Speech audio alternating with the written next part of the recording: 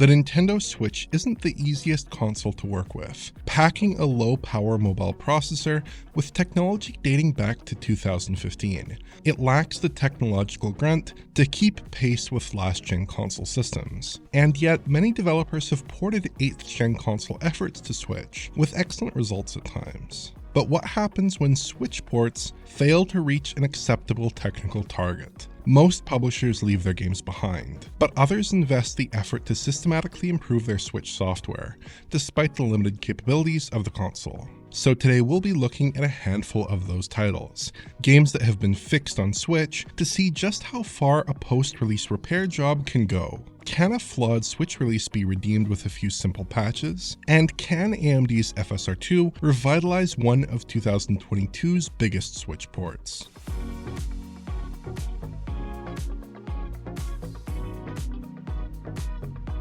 No Man's Sky was always going to be a tough Switch port. The open universe game is understandably taxing on Switch hardware, which resulted in poor frame rates, plenty of pop-in, and somewhat dire image quality when it launched last year. The constant flicker and muddy image was probably the worst of the game's issues. I described it as being one of the worst offenders on Switch, with a 648p and 504p resolution split in docked and portable play respectively, slathered in ineffective TAA.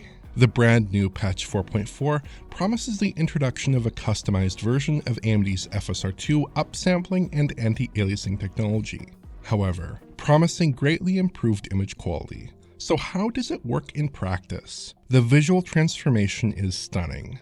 No Man's Sky is now one of the cleanest, most visually stable games on Nintendo's hybrid console. All the jagged, unstable lines that used to constantly flicker and create artifacting, even in stills, have been calmed. Texture detail is still a little bit on the blurry side at times, but it appears quite clean.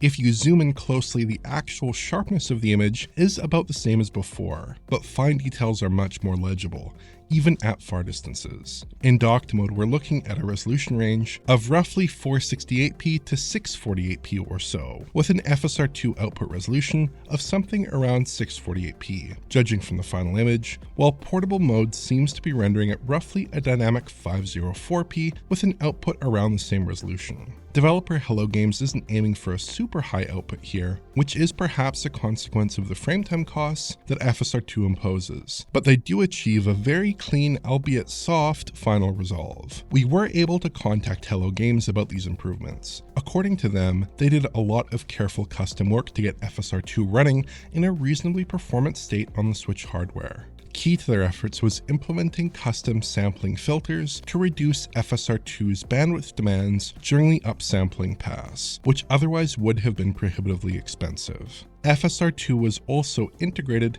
into their engine pipeline without using an external library, which allowed them to merge some FSR2 passes with passes from their game engine.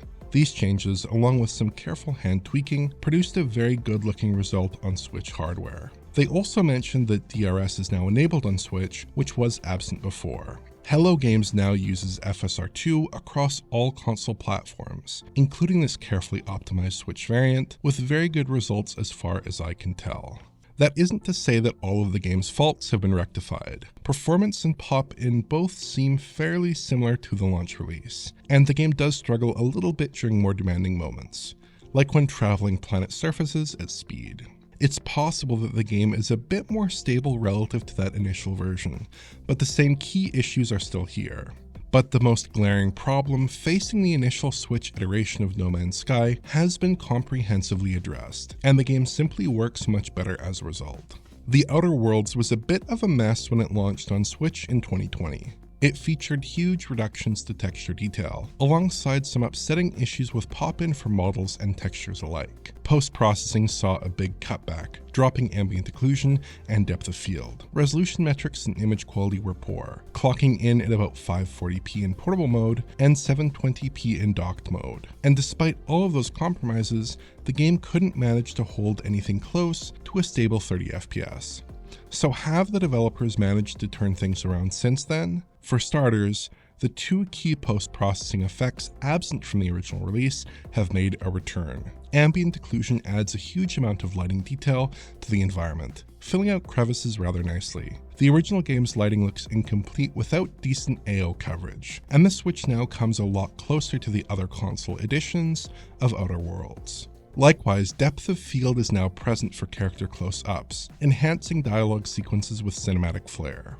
Next up, the game's issues with texturing have largely been solved. This sign in the original release basically failed to load in during John's original coverage, but as of the most recent patch, it loads into a high-resolution asset just fine. Most of the textures are still obviously a bit low res, but certain textures do seem to have been upgraded from the original release. I suspect the original game simply wasn't loading in the highest LODs here for some reason, and it's great that the issue has largely been resolved. But there are plenty of things that haven't been fixed. Image quality is still soft and indistinct, with relatively low resolutions and lacking a good form of upsampling to produce a cleaner image. Pop-in on models is still a substantial issue, and the game doesn't have especially elegant WAD management in general.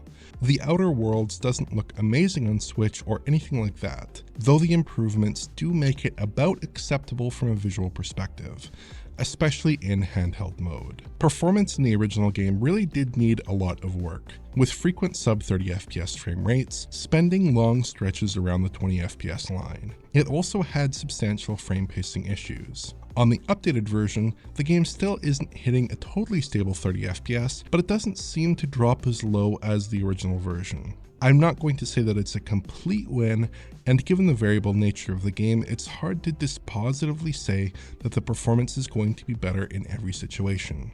But it does seem to have been uplifted to a degree.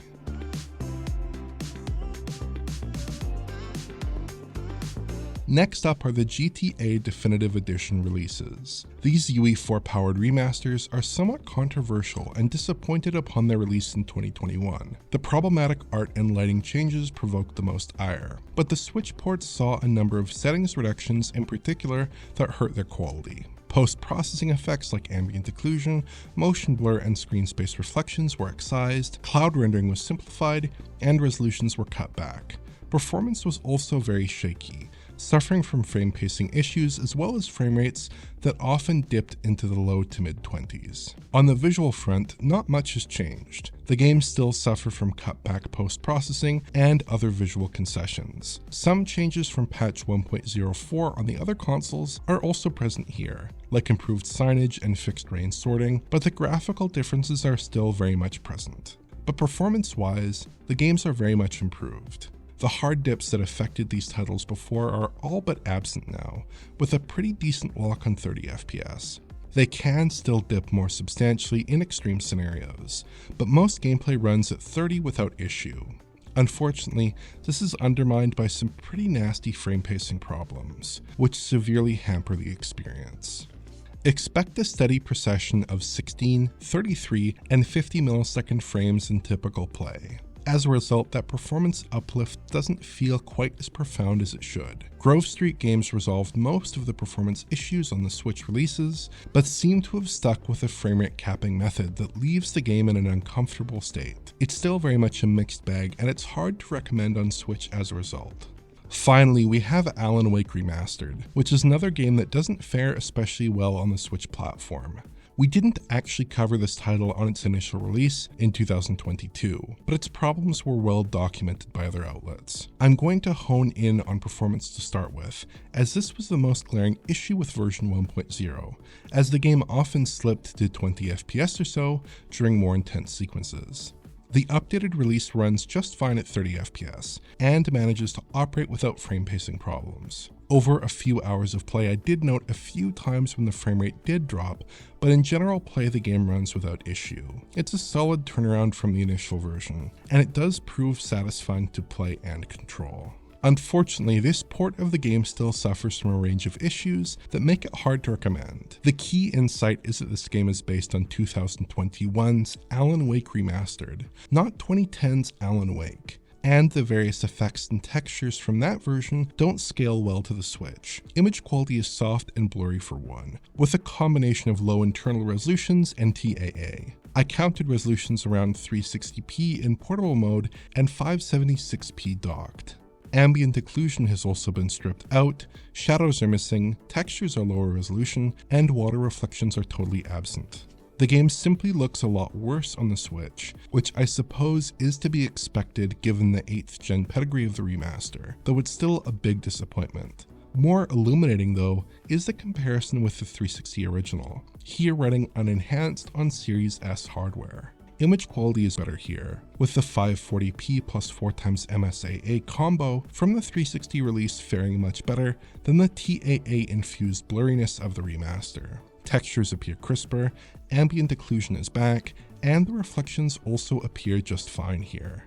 These seem to be using a planar reflection map, and the results look pretty good, but they're inexplicably absent from Switch. I have to admit, I'm not a huge fan of the general visual changes made in the remaster to begin with. Alan Wake on 360 was a dark, contrasty game with heavy vignetting and thick post-processing. The remaster seems restrained in comparison, dialing up brightness in shadowed regions, cutting back on the vignetting, reducing motion blur and depth of field, and tweaking lighting in many areas. There are plenty of material changes too. Changes made alongside a revamp of the game's 2D art, some of which don't really suit the game. Alan Wake was a moody and somewhat messy game, and the remaster looks slightly clinical and restrained by comparison. On Switch, some of the effects that defined the original game are cut out entirely as well, alongside massive compromises to image quality. The patching effort here simply hasn't gone far enough to produce a satisfactory Alan Wake experience.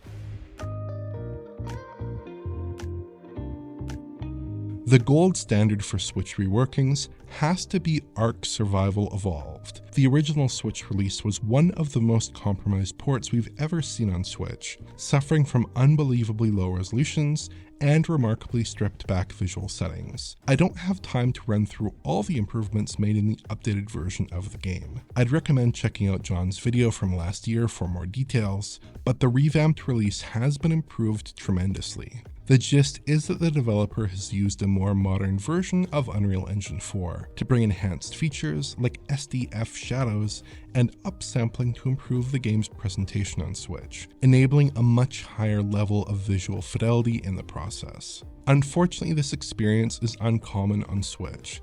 We're still seeing a lot of compromised ports that never see substantial improvement post-release, and as we see today, most post-release patching efforts don't fully resolve the issues that we originally saw on the platform. No Man's Sky is the most impressive of the upgrades that we've looked at here.